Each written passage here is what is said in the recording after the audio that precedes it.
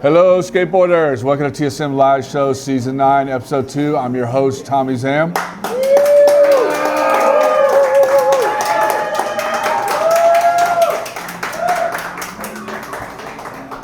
This interview's guests are Ryan Marcus, Gregg Witt, and musical guest CFA. You guys ready to get this show started? Let's do this.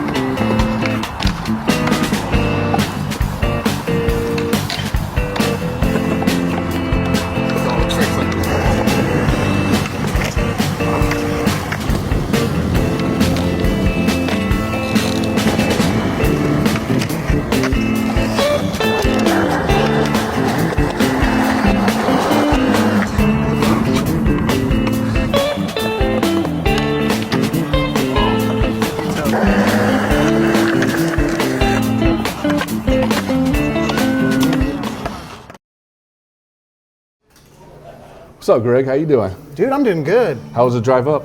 Good.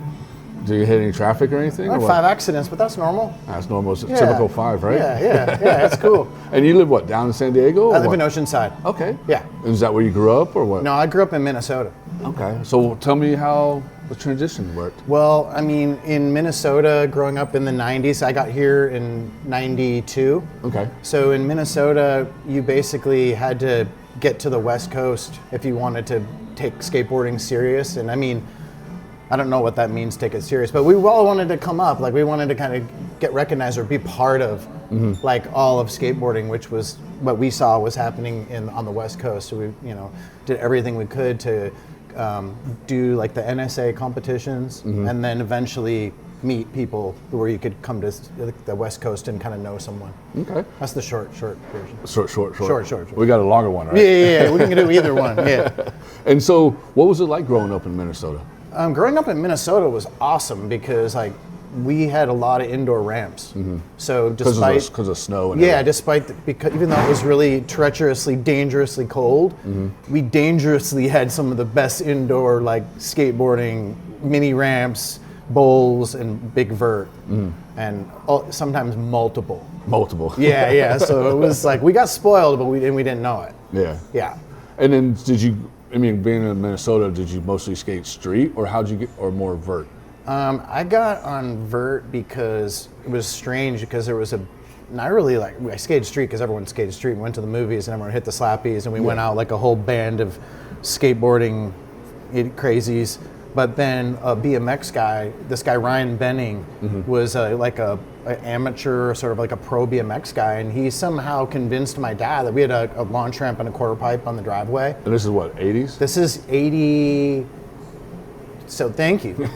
We're at 87. Okay. We're at 87. That's when the launch ramps were like. Yeah, and so this bike guy said, hey, if you took 2 ramps together, and I got these Thrasher ramp plans, if you put these 2 ramps together, like you can keep going. Because I think my dad had said, hey, these guys, they go down the driveway, they launch this thing, or they go up and they come back down, but is there something else? And this guy Ryan was like, oh yeah, and let me also tell you about ramp plans, let me tell you about half pipes. And so, but for us as kids, like, because we were like 13 or so, we were just nodding our heads, like anything that they would have said that we were going to build, we would have said yes, But so that's just how it ended up becoming, like going from quarter pipes to small vert ramps. Yeah.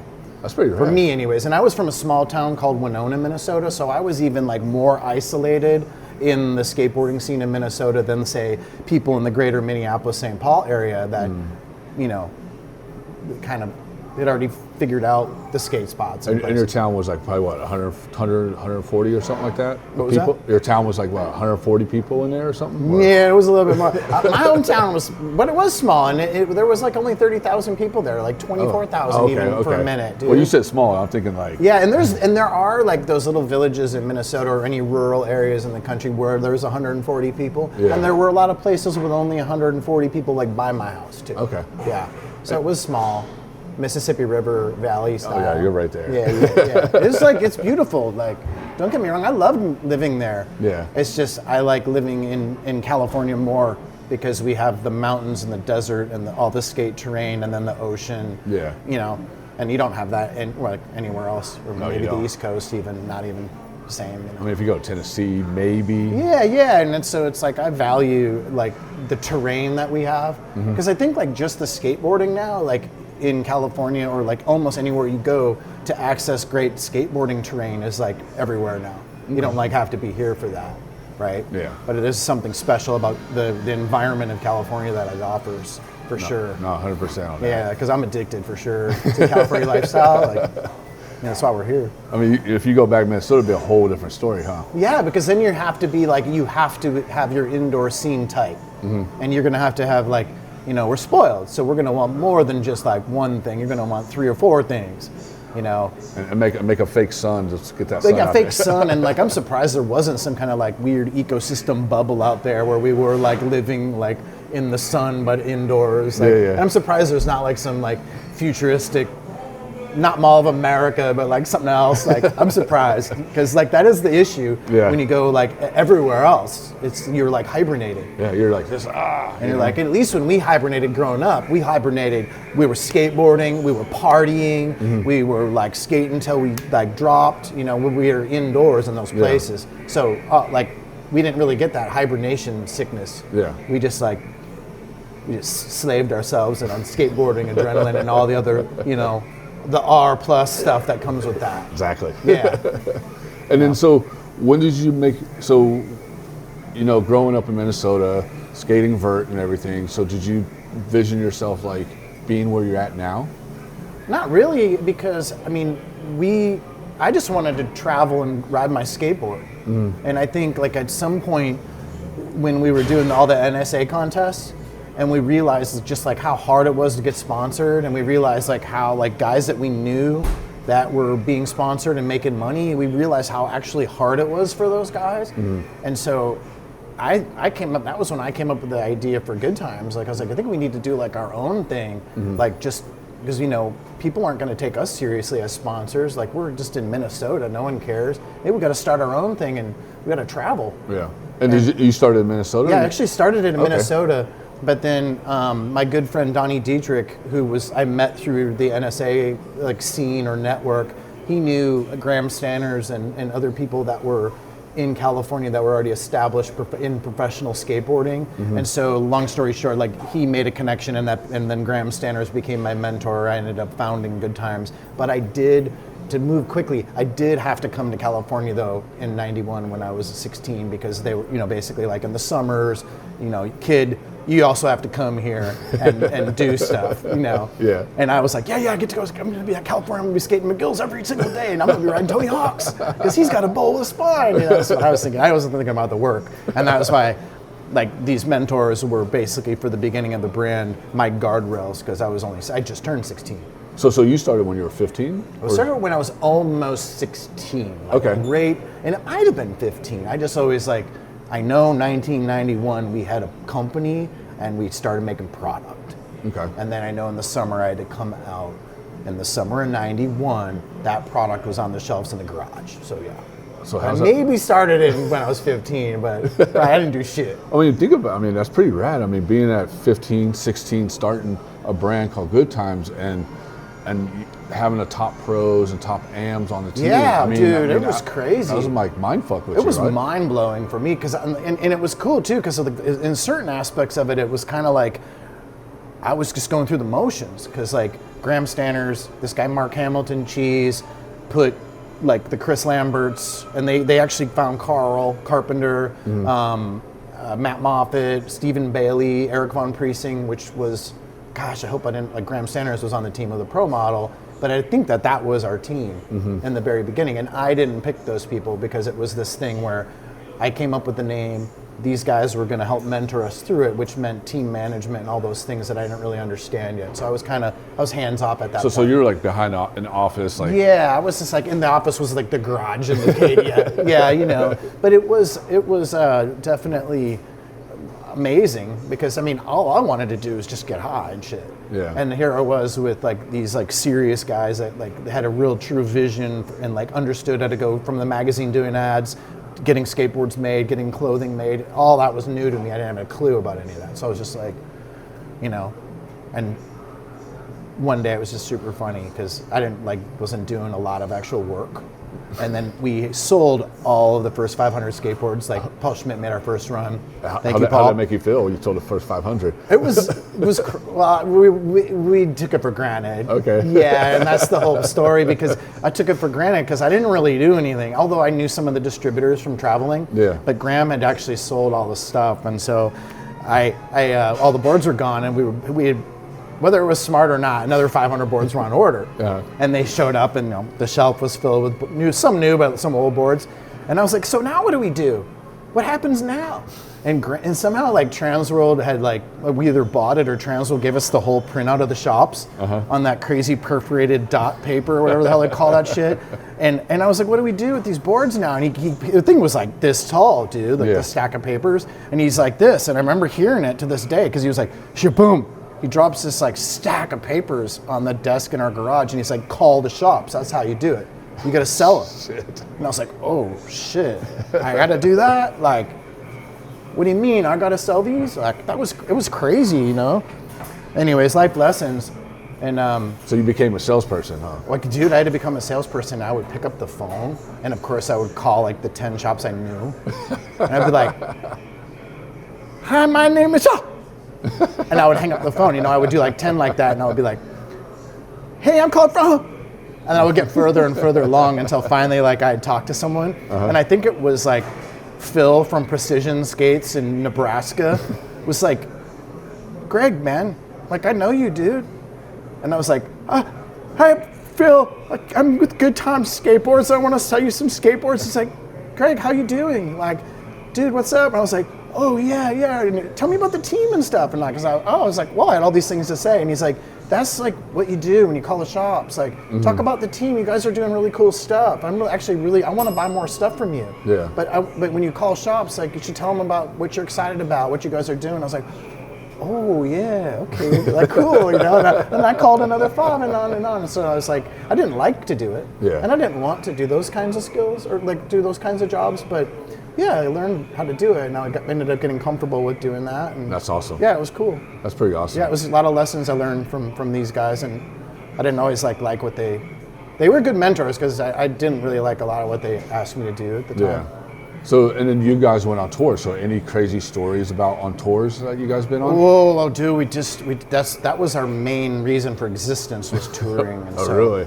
Well, like there's a lot of good stories. One good one that sticks out to your head. I think,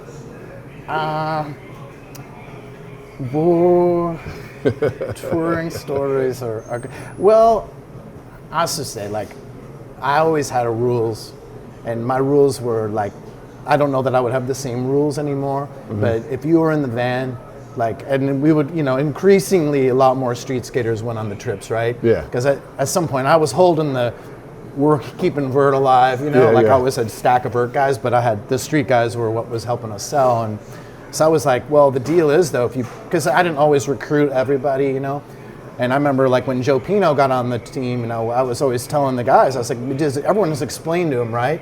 Like no one gets in the van unless they can drop in on Vert. Like you don't ride in this van, like street skaters, anyone. Like we told everyone, we were like, yeah. And then that was cool because I feel like Tyrone Olsen, I think probably even Reese Forbes, like everybody at some point, Adam McNatt, everyone could drop in on a vert ramp and at least kind of skate one. Yeah. And then I was like, I don't think I did a good job communicating the other rule. The other rule was that we were like a complete like hotbox type situation. So that was like how we rolled. And I actually had to rig up. Adel Diani was on the team. Actually, a lot of people were like, "Oh, I don't want this Adel Diani guy. Why did you want this like Norwegian guy on the team? He's not like us. We're Hesh and we're like hardcore." And I was like, "Hey, dude, this kid came to my house. He does Indy 360s. His nose hits the roof. He can make it good in a contest. He's my homie. He's on the team. I don't give a shit." But Adel was not interested, nor were a lot of other guys, into these rules that I had in the van on tour. And so I was like, well, there's an easy way to handle this. Like, we're hotboxing as a matter of efficiency, and we only have so much cash to go along, so we hotbox. And I said, I got a solution for you, Adel. We'll go to this Ace hardware place. I'll get this big tube, and we'll just attach it to the front of the van, and that's like the AC as well. Yeah. So you'll get AC in the back of the van, and you can use it for oxygen. And I was like, dude, some guys, like, I had a couple guys, we always let anyone's friends go in the van. Like, we pack the van on tours, have team riders, pros first, and then their friends. We actually had dudes from the UK go home, like literally in North Dakota, just be like, I can't do this. And I was like, well, then go home. Next Greyhound's the next stop, bro. Yeah. This is how we roll. And I mean, I don't know. It's like, we wouldn't do that now. I wouldn't even condone that that's like the way to be. But it was cool because we had a culture. You know, we were like we were vert first, but we knew financially we had to have really good street pros on the team. And I mean, I don't know. There's been so many, like one time we were going on a mission to just go find rockscapes to skate. Really? Like early, yeah. Me and Dave LaRue and Adam McNatt were on a different tour, and we found these skateable rockscapes. So then I told everybody, Peter Hewitt, Eddie Aliotto, Joe Pino, Matt Moffat, I said, guys, we're gonna go back. You know, we didn't have GPS, or like we didn't even document this on maps. We just knew it was somewhere between Utah and like Arizona. And we went on a tour just to go find those rocks. And it was like crazy. And so one of the funniest things is like we all skated the rocks. We found some rocks, weren't the same rocks. Yeah. We found them. That was in the beginning of our video manifesto where everyone skates down the rocks. Matt Moffat ended up eating total shit, like trying some huge drop in. It was super gnarly.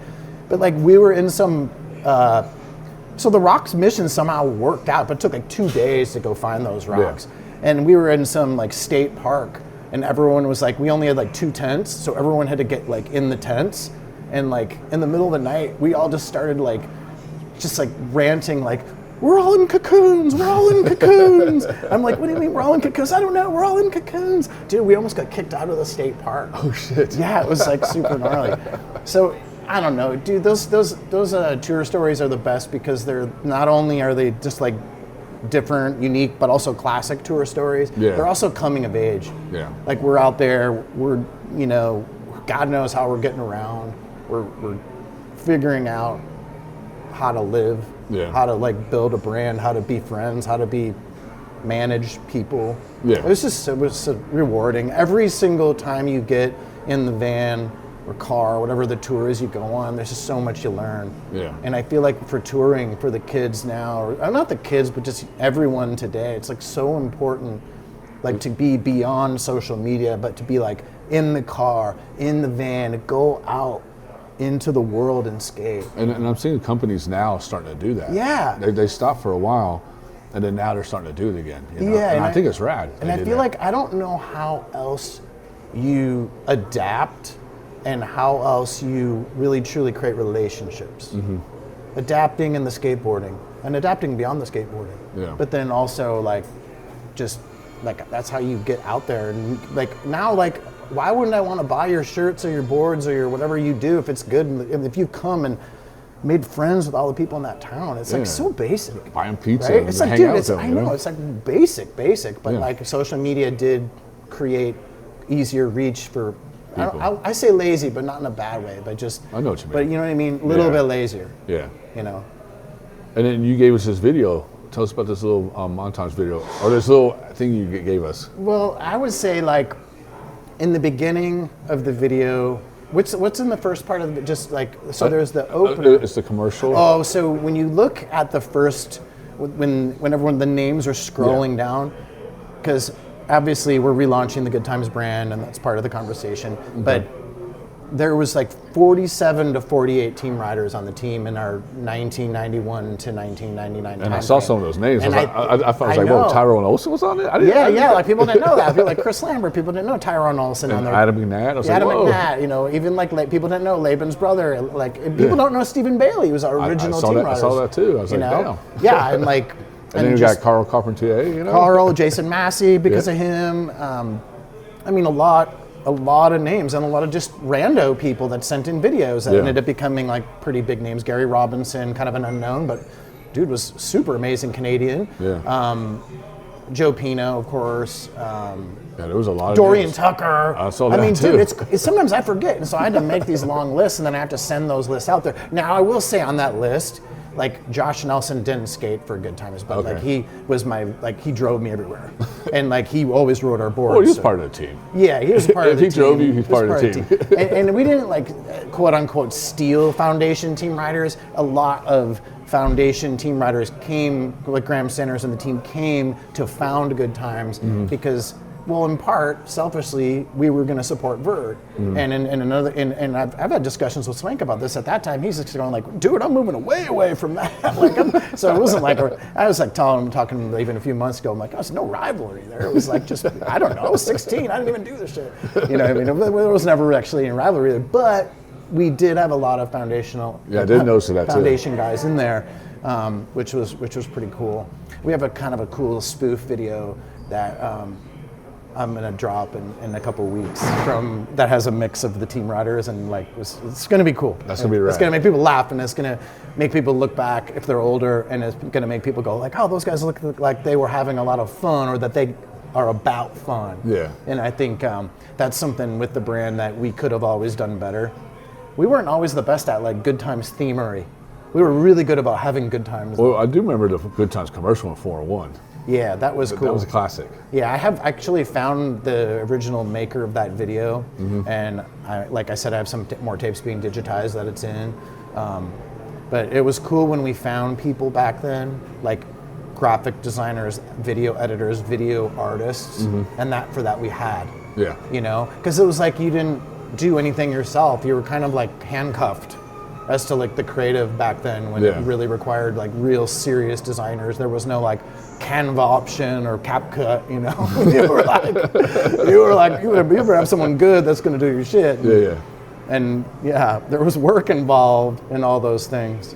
That's pretty cool. You ready to show everybody that little video? Yeah, let's show it. All right, here we go. Check it out right here, Good Times.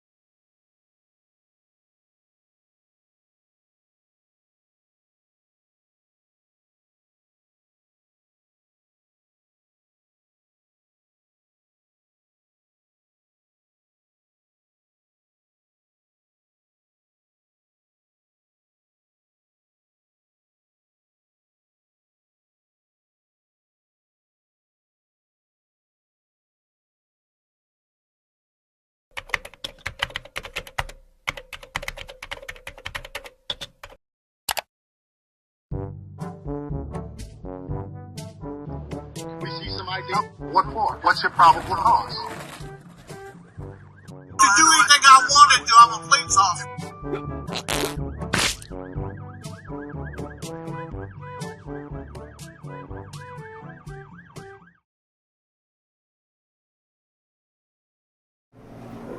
Dude, that was a dope video. Yeah, I mean, it's also has the opener to the promo video. And when we were skateboarding, all we really did was skateboard and party. But at the apartment where we kind of was our like team house, we had the Bob Marley video, like National Geographic videos, and we were skating and we were like, hey, dude, and we had Conan the Barbarian movie. Oh, and so we were like, yeah, let's play the opening of the Conan the Barbarian music with this like tiger attack, and just show all these people, these really great skateboarders, some of these skateboarders that, you know, are gonna be like household names in a minute. And we dropped that video and our company just blew up. Dude, that's so rad. Like we were already kind of doing okay, we were trucking along, but like all of a sudden we were like a real company, like we were making money, like we had a company. That's after rad. that video came out. That's so rad. You know, and you know, it's rad, like we're living our dreams, right? Yeah. You know, every time we can make something and put it into the world that people embrace, even if it sucks sometimes, like you're still doing it. Yeah. You're still living, you know? Yeah. It's rad. And then you said you're starting back up Good Times, or doing Yeah, something so different? I started it back up last year, but I just started kind of telling stories and dropped some product. And then I realized really quickly, like people were like, not like in mass amounts, but people were really buying stuff. And like, I was like, oh wait, this is like, I gotta like get this a little bit more organized. So we just pushed the reset button and we're gonna be launching in here in the next month or two. Like properly, like a small business for fun, and we wanna keep this fun. Yeah. We really want to keep this fun, and if it turns back into like an accessory streetwear-ish skate, you know, core skate entailed, but brand, then amen. But if we can have something as a creative outlet where we can be about good times in a time where like the world needs good times, like more of it, like then I think we have a purpose. And if we have a purpose and we continue to have a purpose, and we'll keep on going. And then if we don't, we'll be done. Okay. You know. And where can people find this products or follow you on Instagram? Yeah, you can follow Good Times at Original Good Times. Just because I think we were the original Good Times in skateboarding, so I called it Original Good Times. Maybe I'll change the name later. You heard that? Original Good Times. Original Good Times. Get that. Be there or be square. Yeah. And then can they buy the products on there too? Or? Yeah, they can buy products on there still right now. Okay, all right, website's still the same? Yep, okay. originalgoodtimes.com. All right, cool. Yeah. And then you just went to Israel and skated with a bunch of locals there. What was it like? Well, everywhere you go, skateboarders, we're all one big community. I think like we're one big tribe skateboarding, so they were extensions of our community and our tribe, but like amazing people and an amazing culture. And yeah, it was like I was trying to articulate this, and I think the best way for me to say that it felt a lot like California meets like maybe the south of France or Toronto, Canada or something like that. And that's like, I didn't go deep into the desert and stuff where I would have like other things to say, but just like a really, like I felt like it was just a special place with special people. Yeah. You know, and I felt like so stoked that, like, dude, I'm a 52-year-old man still skateboarding, and I can go there and I still have a community of skateboarders that I don't even know yet that are willing to say, hey, dude, you're here to skate, you're here to film, you're here to help us tell our stories. There's a place on my couch. That's right. I'm like, dude. And they got food and drinks and joints and whatever everywhere, right? Yeah, they do. They're passing that shit out. Here we go. Yeah, they do, man. Yeah, they do. You know, I was like, I keep forgetting like what our rating is here, but yeah, they do, man. And it's just we had the DIY. We had that spot's sick too. Some of the really good, my knee was hurt when I was there, so I was really just trying to hold my smartphone in ways that were going to capture the right angles, and then listen and talk to everyone and make notes and be able to write stories later. And I am pitching articles to said media, maybe even you guys, like on some of the massive amounts of content and stories I have from them over there, and they're photographers, they're filmers, aside from the content that I got. But yeah, we'd be down to help. Yeah, dude. Yeah. I mean, and just I feel like that about anything too, and I feel like we need more of that in the world, where we can say we're skateboarders, dude.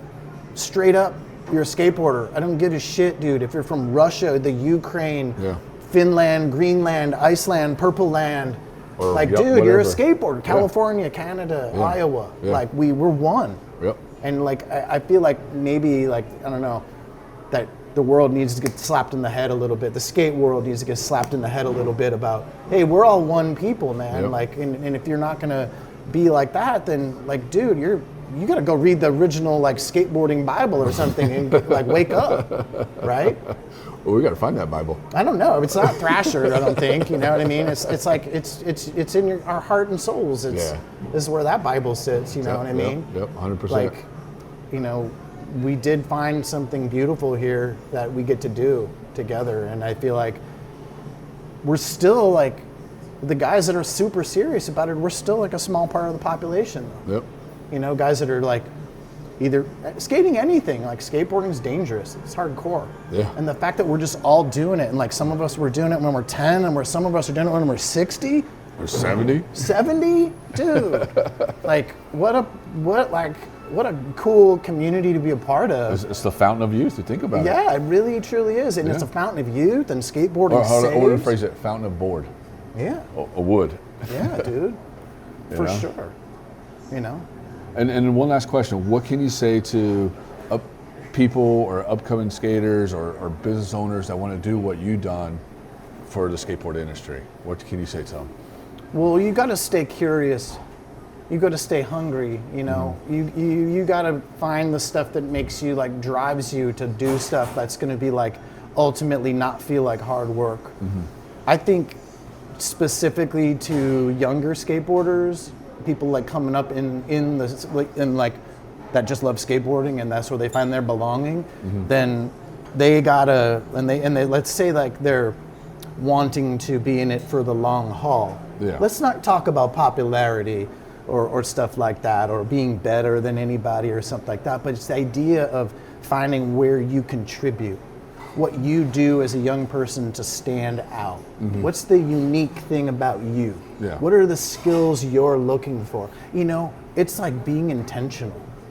And I feel like there's so many like carbon copy bots out there, and I can do the kickflip 5360 and I'm going like this and I'm coming around and I can't wait to be in the Olympics and like I'm gonna beat this guy and I've got a coach and I'm down for the coaches. Don't like, dude, I'm friends with the coaches and shit. Mancha Amag, no one start tripping. But I'm just saying, it's like people need to still be different.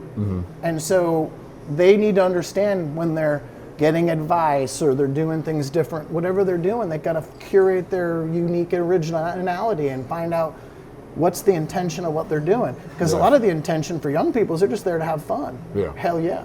Exactly. That's what they should just stay doing. Yeah. But the idea of like the advice to people that want to go deeper in the culture is they just got to figure out what are they curious about, and then what can they start learning? You know, because there's so many amazing skills that skateboarding teaches us. You know, like skateboarding taught me everything. Yeah. You know, it's like I've built some very successful businesses, and I've learned everything from, you know, applying it to like dropping in or like you know, like I think we all share that, like these examples and these experiences that we get from skateboarding, we can go apply for the rest of our lives. And I do it to this day. So it's like, wow. I mean, you get a foundation of life skills too. So I just think it's listening and ultimately being a contributor. And then you'll find your way. Oh, yeah. And it might even be finding your way out of skateboarding and being able to say, hey, but I still get to come back and do this. 20 years later. Yeah, 30 dude, years later. like that's also success. Yeah. Yeah. It's not just about the work or like, you know, obviously not just about being an athlete or the popularity. It's about what do you gain in here from doing this, and then maybe there's something that clicks and you find, and you can actually then do something that actually can sustain you financially. No. You know? Definitely. So you hear that? Listen to Gregg. Yeah, listen to that guy. Definitely. Thank Cool, you so man. much coming on. Yo, thank and you. make sure you stick around because we got CFA playing. Oh, yeah, You ready to check absolutely. them out? Yeah. All right.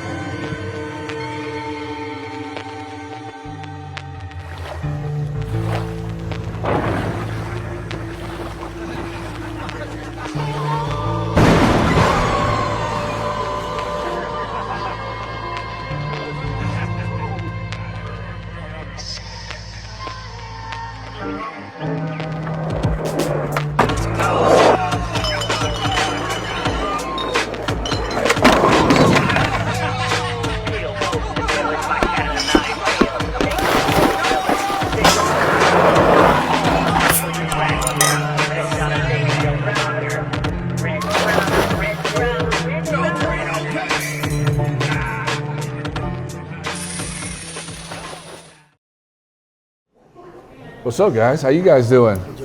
Pretty good. Yeah, doing great. Thank you. And for the audience, explain who you are, what your name, and what instruments you guys play. So we're CFA. My name is Ariel. I play drums. My name is Adrian. I play guitar and / bass. Okay. And so what got you guys starting in this band?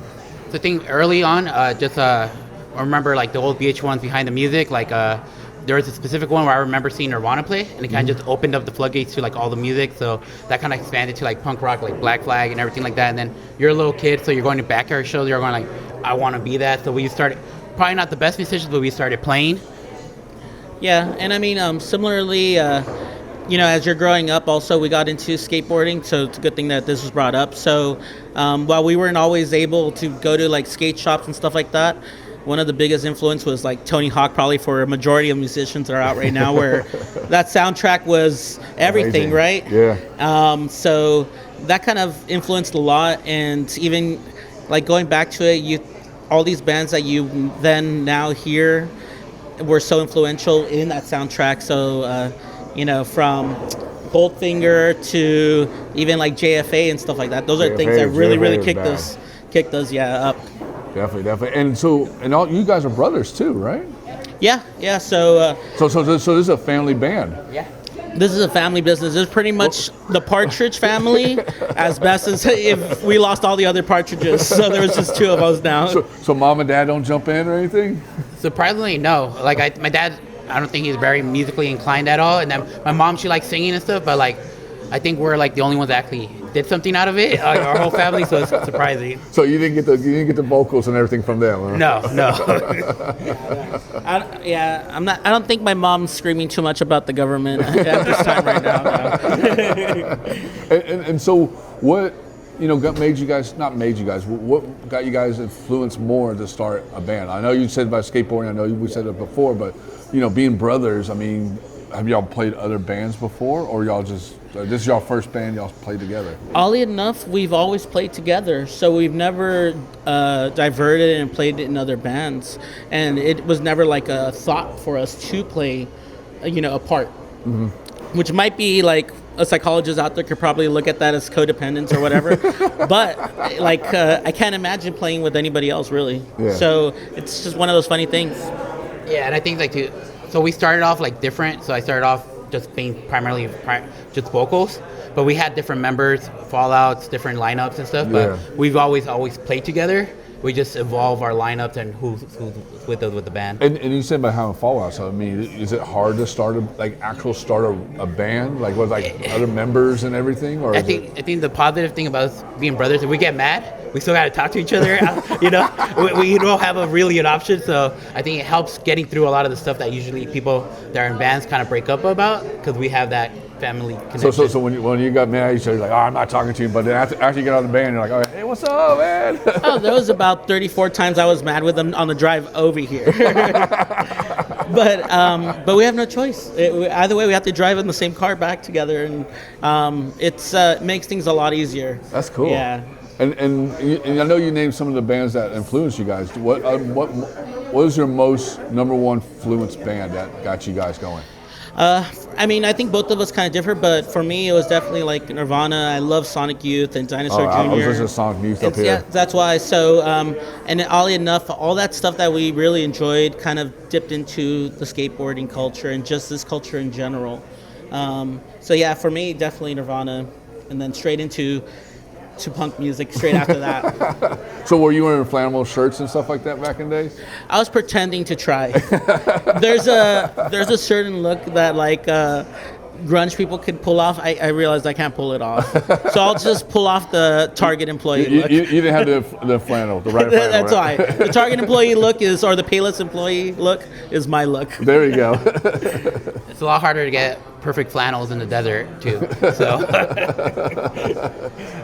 And what kind of music for you? Your number one aspire. So I think my primary one is Nirvana. That's like my all-time favorite band, and got me to everything. And I kind of diverted a lot into like anarcho punk and stuff like that. But similar taste. Sonic Youth, we grew up with that. Nirvana kind of opened up the floodgates to like Sonic Youth and all the '90s bands, and that kind of delved into like what were they influenced, and that's where punk rock kind of came into. Okay, all right. And then for the audience, what can you tell them what your music's like?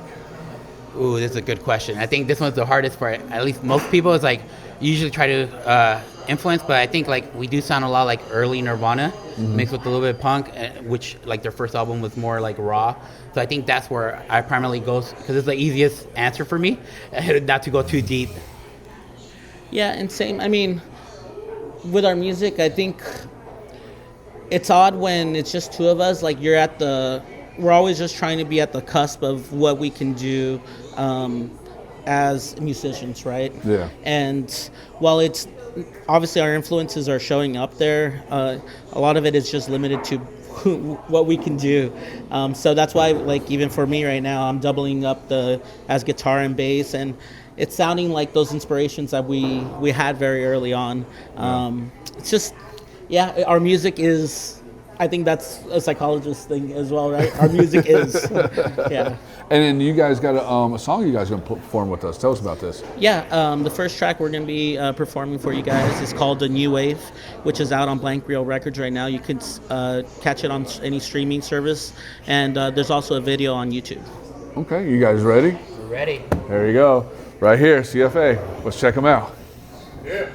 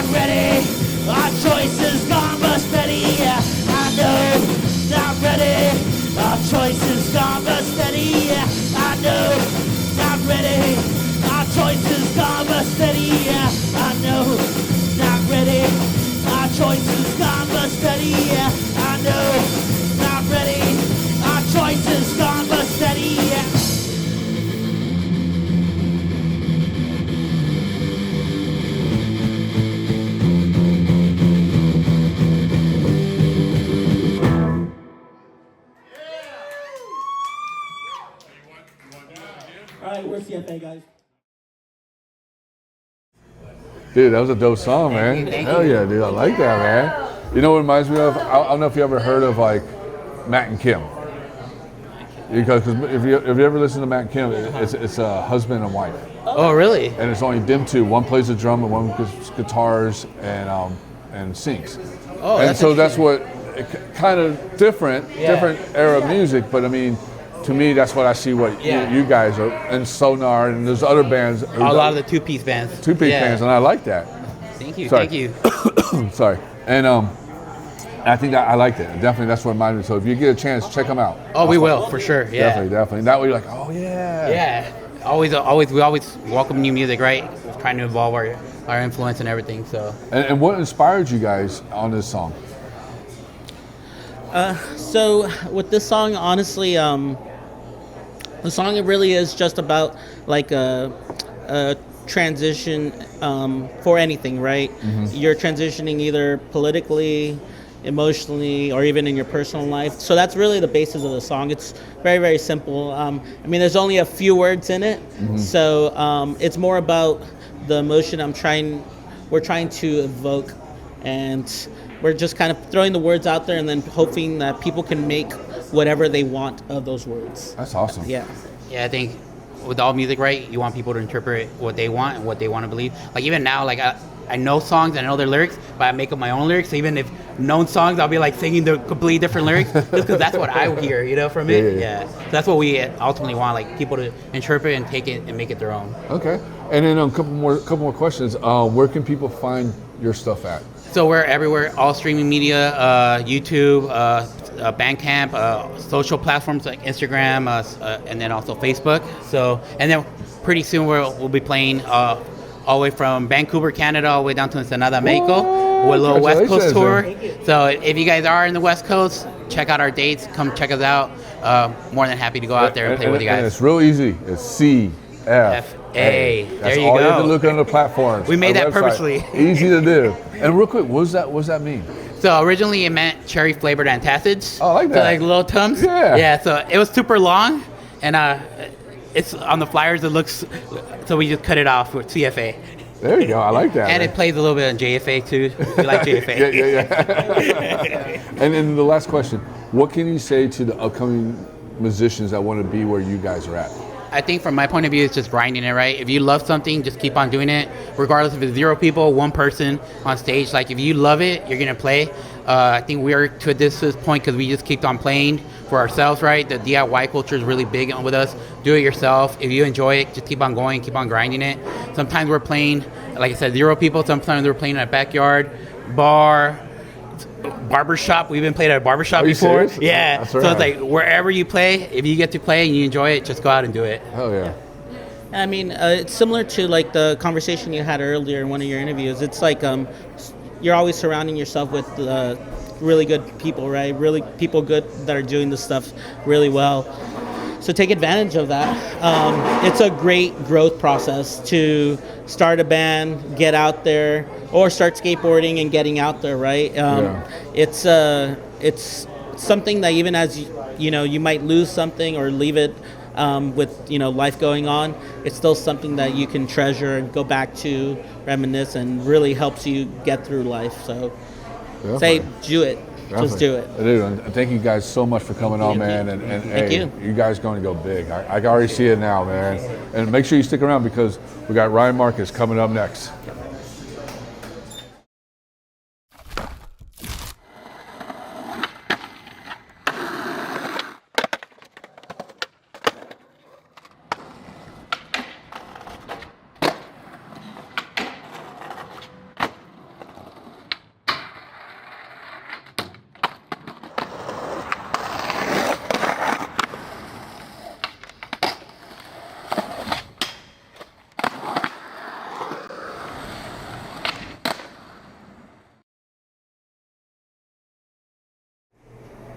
What's up, Ryan? How you doing? Good to see you, Tommy. How was your trip up? Easy, super easy. Lived like 20 minutes away. Oh, it's not too bad. Yeah, mellow, super mellow. So you ready to get in this? You okay? Do you need a shot or anything? No, I already had my shot. We're Okay, good. all We're right. good. What'd you have? Tequila. Okay, hey, Tequila's what kind of good. tequila? The Casadores, a Blanco. That's the best. Yeah. You good? Yeah, everything's good. Yeah, thanks for having me. I know, man. I'm shocked. I mean, last time I saw you was when we did a show at a Skull Candy. I know. I was talking to Carl. How long ago was that? That was it 25? I think it was. It was your last season. It was when we had Blockhead on there. Dave. Oh yeah, Blockhead. Dave Blockhead. Yeah. So sick. That was a great episode. Super cool. But yeah, good to see you. Definitely, man. Yeah, good to see you guys. And so let's get a little bit into this, a little bit backstory of you. So you grew up on the East Coast. No. I grew up out here. Oh, okay. Yeah. I'm originally from LA. I don't know why. I thought you were from the East Coast. No. Originally from LA, and then I guess my formative years were I moved to Orange County. Okay. When I was 10, picked up a skateboard like pretty young, but didn't really get into it until I was about like 13, and then that was everything. That was my life, you know. Yeah. And I didn't do any other sports besides skateboarding. Do you remember what? Do you remember your first board? Or idea of a board? I mean, I have a photo of me skating when I was 10, and it was my first board, but you know, it was 35 mil. I mean, it was how many years ago? But that was yesterday, right? Dude, yeah. I don't remember. And but like I said, like just got into it when I was 13, like pretty heavy. Okay. And that was everything, just horse blinders, everything skateboarding. And did you have a local skate shop that you went to all the time? Yeah, so there was a skate shop in Laguna Niguel called Island Water Sports, okay. IWS. And during that time, Ryan Kenrich, he rode for them. So it was like this local skate shop that supported all the local kids, and that was actually the first time that I got introduced to 4-on-1. Okay. Was through that skate shop, and I think it was issue 3 at the time, somewhere in 93, somewhere around there. But and then fast forward maybe when I was 15 around there, I got sponsored by Island Water Sports. Okay. So at that time, sponsored, you get a discount. Yeah. You know. They give you one free board a month. Pretty much. No, not even that. Not even that? No. Discounts on boards, but they were good, and scrounging for money. You're like, all right, Mom, let me cut the grass real quick. Yeah. So, I guess that's like what started off, That's right. Yeah.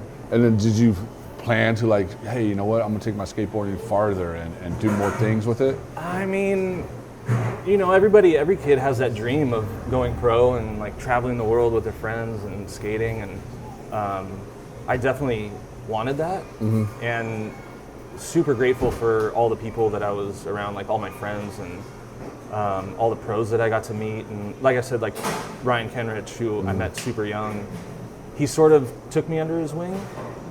I got to meet, so many pros. Like he skated for, who did he skate for? Oh, damn, I don't remember. Oh, Society, Ezekiel. He was on a ton of brands, and he was maybe like 2 years older than me at the time. Okay. But I would go on shoots with him and stuff, and filming missions. And he was like more your inspirer. Definitely, and he looked on a skateboard. He was super rad, just a good dude, and just exposed me to like skateboarding at the professional level. So like I said, I was exposed to like all the Pistrums dudes at the time. We would go to Huntington all the time, and it was really, really great, That's super right. good. Yeah. And so skateboarding has took you in a whole different world now. Yeah. Super interesting. So I've been trying to recall all these stories. It's been a long time since I shared all this. You did a good job, man. So when I was 16, I started riding for Becker Surfboards. Okay. It was another local shop, but they had a rad skate team, and who a lot of the team was managed by this guy Rick Marmolejo, who's now a shoe designer at Soltech. He's been there for like 20 years. But so I met him, and then through meeting him, I met Kirk Deanda. Okay. So Kirk Deanda worked at 4-on-1, and he's the one that put together this, hey, let's do a shop industry section with Becker. Okay. So then I started filming with him a ton, and that really started pushing me to just skate more and better and jump down bigger things and stuff like that. So that was... What was the biggest thing you jumped down? At that time, Honestly, it was I was skating like tons of gaps and stairs, no rails, because No rails. I sacked it like early on, and I was pissed. Do you remember what trick we were trying? It was just a board slide, because you know when you airball and you just sack it, and that was it. I was. You were like this. Oh shit. Yeah, and so that turned me off of rails pretty young, and so then I decided like I'll just jump down gaps and stairs and stuff. But I think at the time I like kickflip to 10 and like big, I don't know. I have some footage that whatever. But filming for that 4-in-1 part was super fun and just exposed me to this whole behind the scenes that I really quickly fell in love with. Okay. The whole process, the filming, getting to go to 4-in-1 and see how they, digitize the footage and all the post work that they did. How did that make you? How did you feel when you walked in? I don't know. There was something like visceral about it. I was like, holy shit, I really want to do this. And I was filming a ton with my friends, and shooting photos and stuff, and like documenting just us hanging out. I mean, I have like hundreds of high 8 tapes, from back in the day, of us just skating and having fun. But Kirk exposing me to that behind the scenes and that process at such a high level, I was really stoked, and I was like, fuck, I want to do this, Yeah. But also, I love movies. When growing up, I watched tons of movies. What was your favorite movies? Oh man, see, now you're putting me on the spot. I didn't think of this part. Hey, that's what I do. I put you on spots. Yeah. At the time, Were you more into like comic movies or? No. Actually, it was Pulp Fiction. When Pulp Fiction came okay. out, that was a classic. Yeah. That sort of changed the way I thought about filmmaking and music in film and storytelling, and I mean just the way that Quentin Tarantino tells his stories is there's magic behind it. Kill Bill. That's a classic. That just opened my eyes to a lot of things, and like I said, like meeting Kirk and seeing that behind the scenes process, and I was like, fuck, this is super fun. But also what's interesting is like during that time I was skating contests. Like I was doing Castle, for maybe 2 years or so, and I hated it. I hated being put on the spot, and you had 60 seconds to do your best trick. I'm like, I don't skate like that, and with all these eyes on me, you're just like this. Yeah, it sucked. I think I got 6th place out of the 2 years that I was skating Castle. The best I got was 6th place, and it was my first contest that was at the Velodrome. Okay. I think it was in '96. So I was 16. So I quickly realized that I didn't want to skate contests. I didn't want to pursue being a pro, but I still really wanted to skate. All I wanted to do was skate. You just want to do it for fun and nothing else. Yeah. So, that's. Do you feel like skating contests is kind of like, or your first contest kind of pushed you to, gave you a look at what it would be like if you became pro or AM or anything like that? Maybe a little bit. I mean, I love the idea of, becoming pro. I mean, everybody wants their name on a board. Oh yeah. But even at 80 years old, you still want your name on a board. Yeah, definitely. I don't know. There was just a shift.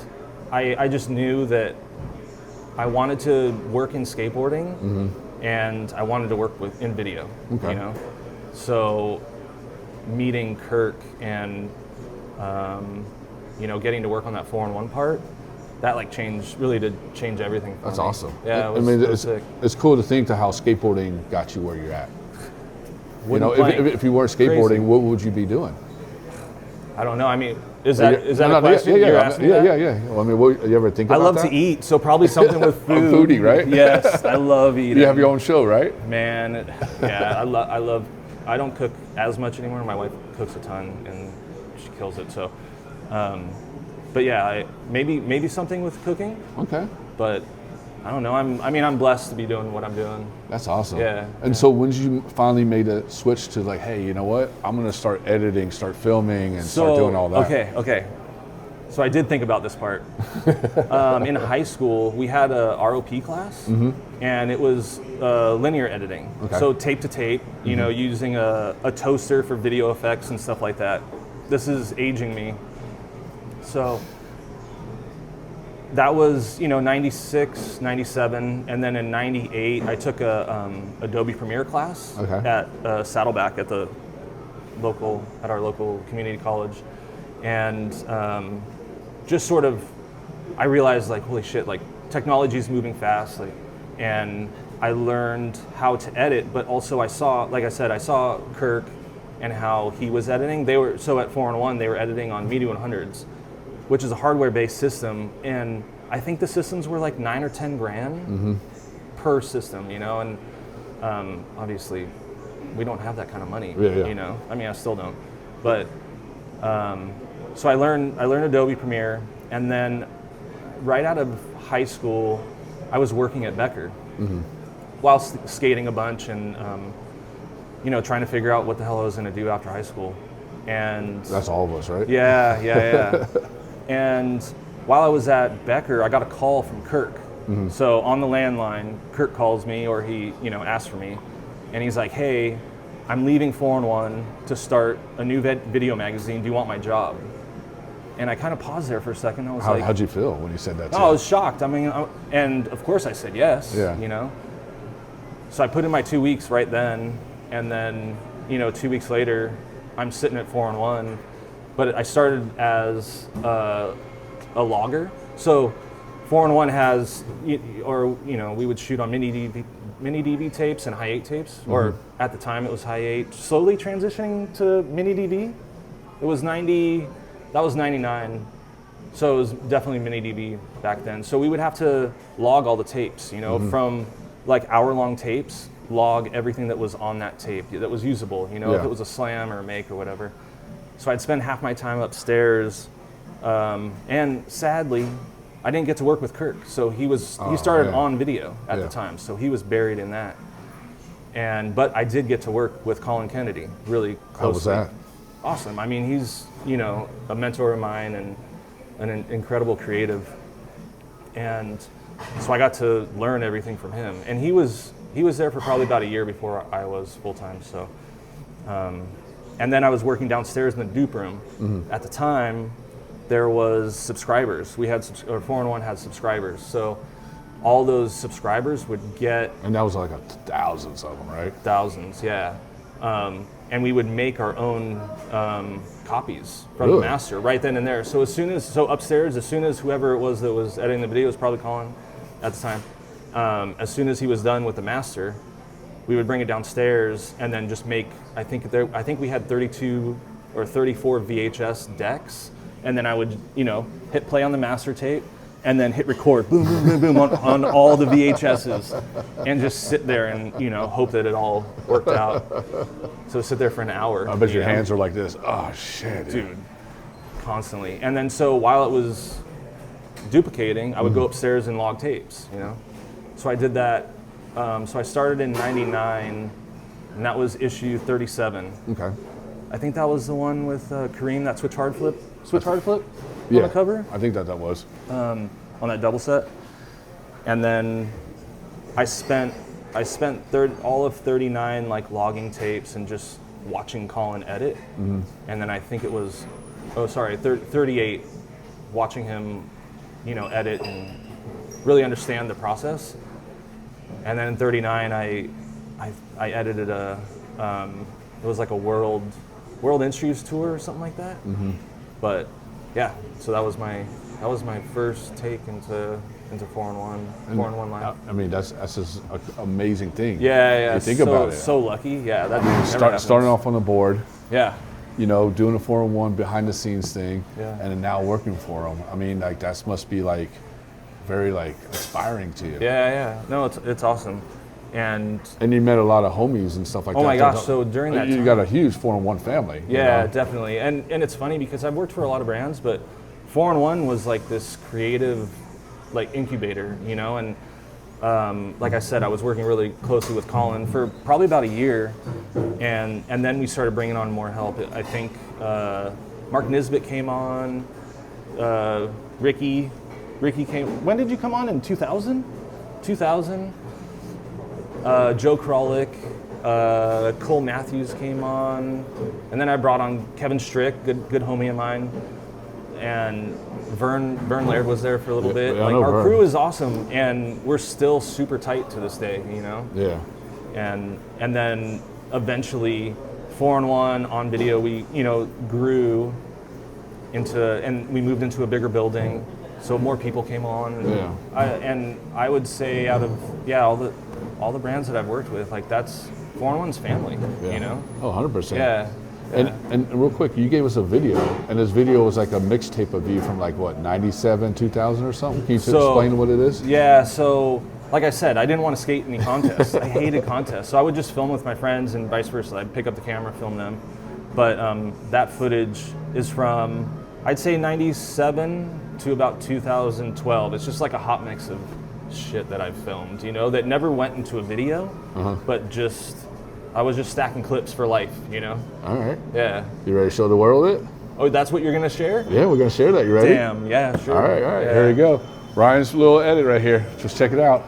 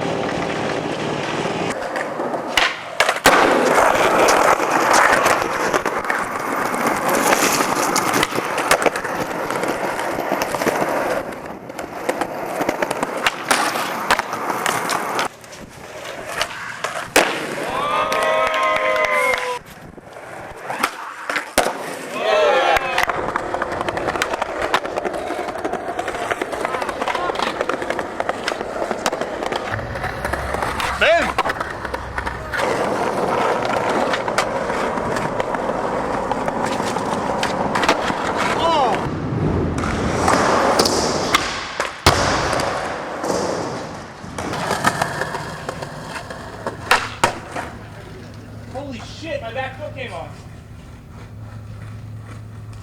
Holy shit, you did it.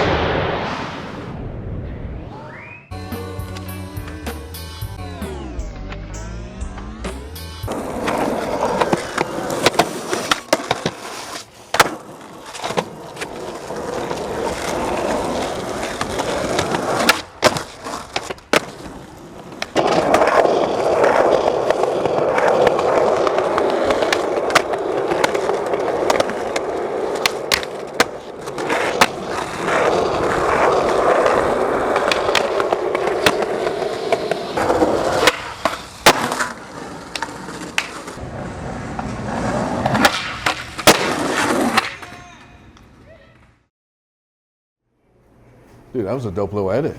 Thanks, man. That was sick, man. I Thanks. mean, I was like, holy shit, this dude can kill it on a skateboard, man. Yeah, it's fun. I mean, I love it. It was skateboarding for me really was my first love, you know, and it was an outlet from a crazy home life, and I just, you know, got to travel with my friends, and it was, so grateful for it. That's awesome. Yeah. And one of the questions I wanted to ask you before I showed you your video was, what does 4-in-1 has done, you know, not done, but has helped out skateboarding so much? What's your opinion on that? What do you see that 4-in-1 has done for skateboarding? Man, so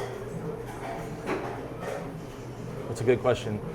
Like I said, when I first saw 4-in-1 was issue 3, and seeing skaters from all over the world, and it was a way that brought everybody together. Yeah, we had these like full-length videos, these brand videos and stuff, but for whatever reason it was, and I know that this motto lives on because Steve Douglas, he's been saying it since day one, but you know, if it's good, it goes in. So there was no sort of politics involved. It was, if this trick is good, it's going in chaos, or you know, if you slam, you're gonna go in credits, you know. Always love the credits. Yeah, definitely. I don't know. I think it was just like bringing the world together because we didn't have social media, you know. We didn't have YouTube. We didn't have Instagram. So every other month, me and my homies, we looked forward to just seeing how skateboarding has evolved, you know. So, and I think that's happened with everybody, you know, because you go to your skate shop like, oh shit, 4-in-1 3 is about to drop in like a month. I gotta hurry up and get that. You know? And you sit at home and all the homies sit together and you watch it and you're like, oh shit, damn, they're killing it in London, you know. And that's what's cool about it. Definitely. And also seeing those skaters that you don't normally get to see in magazines, and then getting exposed to new music, because obviously like 4-in-1 skateboarding music is great. And that connection to music, to a skateboarder, to a video during that time, there was just, I don't know, there was just something about it that was really like near and dear to me. Yeah. So I think that it was this like tangible thing that just brought everybody together. You know? And then what's one of the memories you have of 4-in-1, being part of 4-in-1? I got you on the spot on that. Yeah. I can see you with the laugh. I have, because I have so many rad memories. And my buddy Joff, who's here too, he brought up, like we, you know, during lunch, we would all go skate outside, you know, and play games of skate, and just honestly going back, it was just a family. Like we would literally eat lunch together. When the new Chick-fil-A opened in Irvine, we would go over there and stock up on sauces, and you know, we would come back. You had big pockets full of sauce. we had sauce drawers. Are you serious? Yeah. It was serious. But our boss at the time is Josh Freeberg. You know, so he was just a young dude trying to figure it out, and it was magic during that time. It really was, and really grateful to be around all those creatives, you know, and we were also figuring it out along the way, you know. Like, we don't like to talk about it, but we do in a jokingly way, the lost 40s. It was a lot of experimental times, and definitely experimenting with motion graphics and stuff, and but yeah, it was, I don't think I have a specific story. It was just honestly all of it. Yeah, all of it was great. And then you guys meet up every year, right? Yeah, so we do the 4-in-1 reunion every year. I think Kevin started it in 2013, 12. The reunions? The 4-in-1 reunion? There we go. Okay, so we're like on 15 years now. Okay.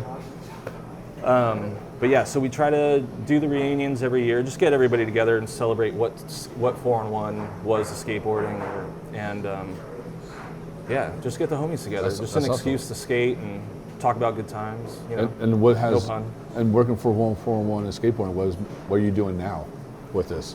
So, or what has it taught you? What I meant to say. Yeah. Damn, these are good questions.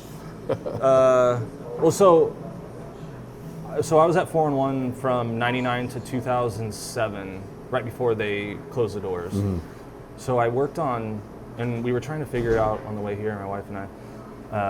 I worked on, I think, about 57 videos, like full length total, over those 8 years, 7 years, 8 years. And it was just a lot. I kind of not really sure like how to answer it. Like, it's just, honestly, it just taught me like to surround yourself with good humans, creative humans. See, you got it. Yeah. But it's also exposed me to, a ton of rad people who are at other brands, and I've got to do, a lot of work with a ton of other brands, and I don't know. I think, I'm just grateful. There you go. Yeah, just being grateful. And what's new for Form 1? Is there anything coming up? Something new, or is it coming back? I mean, I heard rumors it's coming back. I don't know about maybe not coming back in the sense of like a traditional skate video magazine. I mean, I wish it would. But there is talks of that. Not that we need another podcast or anything, but we have been talking about doing something that celebrates the parts that were filmed, that were edited, and the music and everything, and have interviews with the skaters and filmers and stuff. But that's down the road. But that'll actually be pretty sick to see. Yeah. Not anything about anybody's past or like where they started or anything. It's really about that part. Jeff Rowley's profile, you know, Andrew Reynolds rookie or whatever it is. See that stuff I would love to see. Yeah, me too. I actually, because I have a couple raw tapes that I've saved over the years, and like sitting down and seeing, we'll say, let me just actually like Jeff Rowley footage, like just his raw tape of skating, in Huntington. It's just, I can sit there for literally, I sat there for an hour and just watched his raw footage of just him pushing and like, skating at Huntington Park, and I don't know, there's just something like kind of surreal about it too, because you don't see that that human side. You just see them as these heroes making these insane tricks. Yeah. So I don't know. That's what we were talking about. But on the merch side, so been working with Steve Douglas at Sidewalk, and he was the original founder of 4-on-1, him and Josh Freeberg. So he's been working on this heritage brand, and that's basically just celebrates skateboarding and re-releasing old products, but telling stories from those products and the people who made them. So been able to do 3 drops now. Oh, sick. With Sidewalk, and about to do a 4th. But yeah, it's super fun, just coming up with ideas and, oh, this would be cool on a board, or hey, let's do this, shirt, a sweatshirt, mugs, coasters. People love mugs and coasters. Yeah. Speaking of, you want me to surprise you now? Yeah, sure. Okay, I brought you guys little treats. All right, cool. This may be premature, but here's a mug and some coasters. Sick. There you go. These little coasters, man. These are dope. Yeah, these are sick. These actually work too. It's not the cotton. Water falls off. We'll show you the mugs. And then here's a 4-on-1 board. I'll show you mugs. Oh, what? Yeah, you guys assigned this. You and Ricky and everybody assigned this, man. This is like collectors right here. The X3. So that's a shirt too. A shirt too? Oh, what? Dude, look at that board. That's a classic right there. It is a classic. Holy shit. Thank you so much. Yeah, you're welcome, man. Thank you. Yeah. So where can people buy this stuff at? So we have our merch store, which is 4on1videomagazine.tv. And then you can buy it on Instagram also. There's a shop on Instagram. And we do limited drops. There's maybe 5-10 products of each. And so we're doing like 2 or 3 a year. 2 or 3 a year? 2 or 3 drops a year.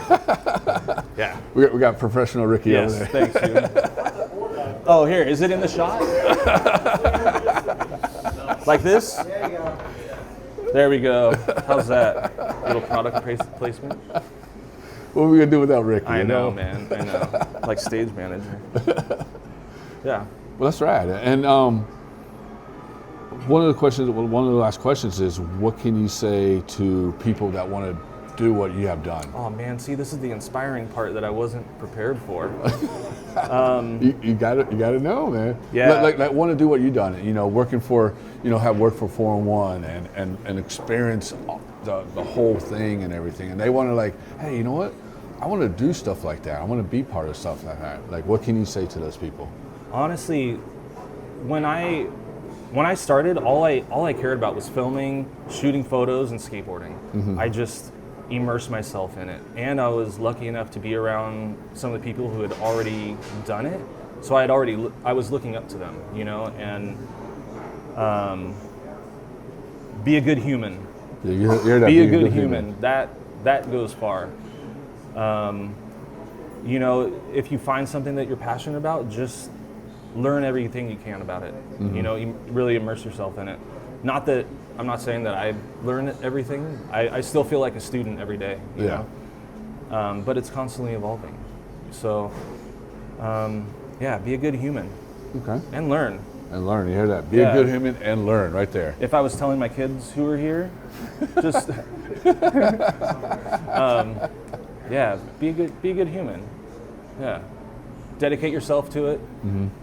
Yeah. If you love it, constantly work on it.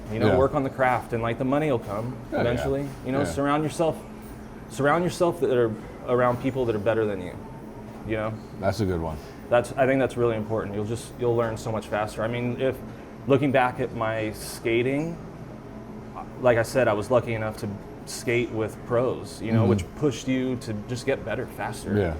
So, yeah. All right. Well, cool. Thank you so much, Ryan, for coming on, man. Thanks, man. Thanks for having me. And everything you have done, with 4-1, and all you guys who have done stuff for 4-1. I want me personally, and I know Carl and a lot of the skateboarders want to say thank you guys for what you have done, because honestly, we wouldn't be here if it wasn't for you guys. Thanks. Everybody from 4-1 and stuff like that. So Thanks, thank man. you so much. And this is a wrap for TSM Live Show Season 9, Episode 2. I'm your host, Tommie Zam. I want to say thank you, Good Bar, for letting us film this episode. Thank you for all our sponsors to make this happen. Thank you for all our guests for coming on True Skateboard Mag Live Show. Tune in next month because it's going to be a fun one. Definitely a fun one. And I'm going to leave you guys with CFA. You guys ready? Yeah. How was that? I think it was all right. You did good. Jesus Christ. All right. Once again, we're CFA, guys. The next song is off our EP. It's called Dishing. Yeah!